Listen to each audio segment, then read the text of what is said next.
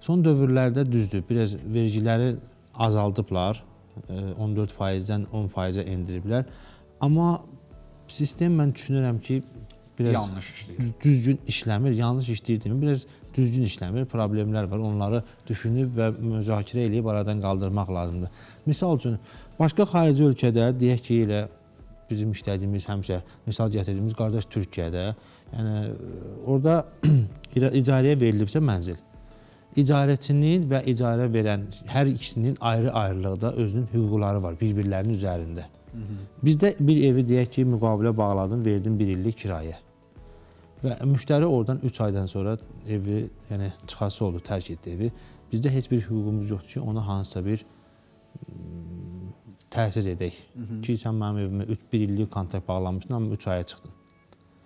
Hansı bir kompensasiya falan Sərbəst şəkildə, yəni evi tərk edə bilər. Amma başqa ölkələrdə bu depozitlə falan biraz kompensasiya olunur və evə girən müştəri, evdə kiraya qalan müştəri və bilir ki, bu 3 aydan sonra, 2 aydan sonra bu evdən çıxsa, başqa bir evə köçsə, yenidən 3 qat xərzə düşəcək. Ona görə də uzun müddətli orada kiraya qalınır və vergi sistemi orada daha düzgün işləyir. Nəinki burada. Çünki belə deyək, müqavilə bağladı notariusdan, misal gətirəm, 1000 manat evin kiraya verib, burada realtor xərci var, burada müqavilənin xərci var, notarialini və 2 aydan sonra evdə qalan vergi xərci var və 2 aydan sonra evdə qalan çıxdı. Bu yenidən müştəri gözləmək üçün yenidən realtora pul verməlidir, düzdürməlidir. Notariusda yenidən müqavilə bağlamalıdır. Bura hamısı əlavə xərclərdir.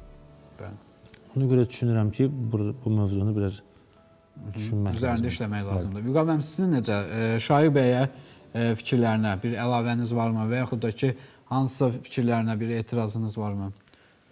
Bu yenilik doğrudan da bir tərəfdən baxanda təqdirə layiq yenilikdir. Nəyə görə? Çünki bilirsiniz ki, əvvəllər, yəni 31 dekabr 2025-ci il tarixə qədər kirayədən vergilər 14% idi, amma indi azaldılıbdır, 10% olubdur və bu da təbii ki, kirayə münasibətlərinə sövq edən, burada müəyyən stimulaşdıran amil kimi çıxış edə bilər. Amma biz düşünürdük ki, Azərbaycan Qiymətləndirici Cəmiyyəti olaraq bu faiz daha da azaldıla bilər. Çünki elə bir faiz müəyyən olunmalıdır ki, həmin faizi vətəndaş vermək üçün o qədər də problem yaşamasın.